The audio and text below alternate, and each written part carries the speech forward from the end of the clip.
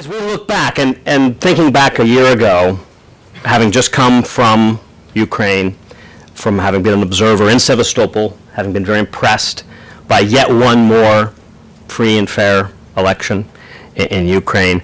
As I was looking back 1 year, I jumped back two, because 2 years ago, still in office in Kiev, I was invited to a meeting with a group of leading strategic thinkers inside and outside government in March of 2009, who, like NATO and like us, believe that security isn't just about defense and military. It really is about, in terms of Ukraine, helping Ukraine to become a modern, prosperous, and secure European democracy.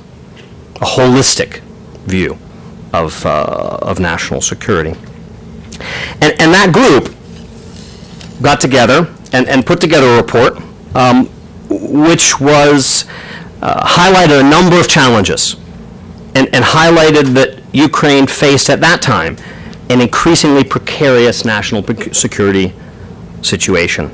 And I would just have one quote here from that. The combination of increased internal problems, aggravated externally, and government weakness provokes the risk of sovereignty default. That was the assessment of leading Ukrainian security thinkers in March of 2009. And they raised a number of specific issues. The intensification of the political crisis, which had crippled government response to the economic crisis, the loss of legitimacy for the democratic system that this had caused, increasing regional tensions, which were poorly addressed, fueled somewhat by the outside, but also by legitimate grievances against the central authorities and some missteps by the central authorities, the weakening of state institutions, democratic institutions, judicial system, the kinds of things we heard about this morning, and poor interagency coordination, and of course tension with an increasingly assertive Russia. The challenge, I think, was addressed maybe most succinctly by Vladimir Putin, who in the summer of 2008 spoke of witnessing the de-sovereigntization of Ukraine, a comment which was not only, in my view, an assessment, but perhaps even a candid admission about what Russian policy was at that time. So when we met a year ago, the situation was bad. And it had been, and we should remember that. And national security was perilous. There was guarded optimism at the meeting that once more democratic elections would re-energize the Ukrainian political and governmental processes, and that this would lead to more political cohesion, economic prosperity, effective state institutions that are needed to meet with the country's challenges. There was also a hope for more effective foreign policy, a reduction in tensions with Russia,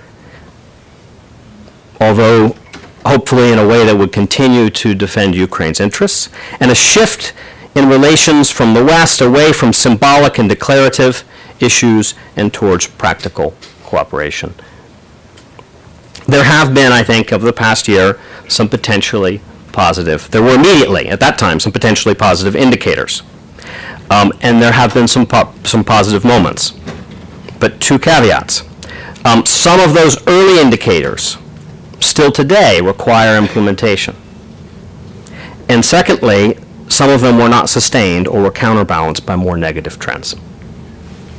In the issue of political cohesion, the elections did have a positive effect. And it's interesting, if you go back and you look at data on support for institutions, you will find that after elections in Ukraine, the support jumps. So it's not that the person who wins has more support, but the act of voting, the act of having a free and fair election, increases the citizens' sense of participation in the political system. It provides energy into the system. And this is, we saw this. There was a positive effect on the presidency, on state institutions, and particularly important after the election last year is that the Eastern electorates had the chance to feel integrated into the system in a way which they had not. They had felt themselves alienated for the previous 5 years.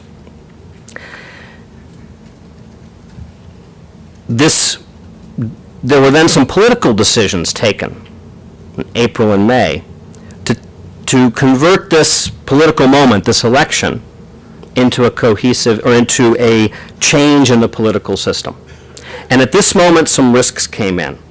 The decision to consolidate a parliamentary majority and to create a government based on questionable constitutional grounds essentially created a vertical of political and administrative power that had a narrow political base and used elite politics as a way to form a governmental coalition. In doing so, the authorities undervalued the importance of legitimacy and constitutional order. And this is this same process, this desire to have a vertical, a command vertical, also is clearly pushing policy on the preparations and the conduct of the local elections in October. Interestingly, we did not see a bounce from those elections in support for central institutions. In fact, what we've seen is the exact reverse. Since a high in May, when support for the president was 20% higher, the difference between those who supported and did not support was plus 20. From then until November, the shift was 40 points, from plus 20 to minus 20. And what we see is that a rapid decline in support for the president, the party, the government, major institutions, the SBU, the court system, the prosecutors, and an increase in protests, as we saw at the Maidan. This is even before difficult reforms are still to be put in place on pensions, on gas, and given the possibility of further another effort to go back and make some changes to tax and labor, codes which might be unpopular. In the face of this, what we see is increasing conflict and an increasing protest mood within society, not just in the West, but also in the East. And the last polling data which is available in the East had the President Yanukovych's support and lack of support being equal, with the parliament having sufficient, what you could say, support deficit, and the government highly unpopular, even in the East. So the real question now, in the face of increasing conflict, is what the government is going to do. Are we going to see a broader effort to have compromise, as we saw after the tax Maidan, as Ambassador Miller has mentioned about the universities? Or is that faction of the state administration, which and perhaps some political forces, which feel the need to relive 2004, but win, going to have, are they the ones that are going to actually come to the fore? And if we see the actions that have been taken over the last year in the area of media freedom, civil society, there is, I think, a concern that there are elements within the state administration who have been attempting to make a preemptive strike against civil society, against a conflict they feel to be inevitable. This is a worrying trend and a risky situation. When you throw on top of that the delay in the elections, which is not popular, and the increase in regional tensions, both because of policies, mentioned policies by Mr. Tabachnik this morning, but also the growth of parties like Svoboda, which have a stronger regional element to them and could potentially be pushing the system to a less compromising sort of situation. So there is an increasing risk of civil conflict based on the current situation.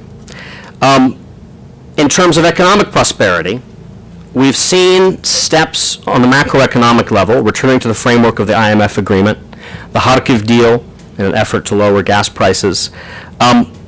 The verdict is still out on that. Debt continues to balloon. The recovery is slower.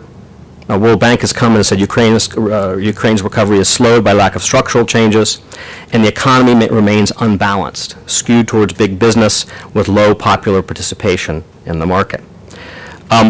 We've seen, in the area that I've tracked closely in defense industry, we've seen a tendency to conglomeration, to increasing monopoly, and it's unclear, and this has been done in some cases in ways that may put at risk current contracts. So it's unclear what the overall effect of this is going to be.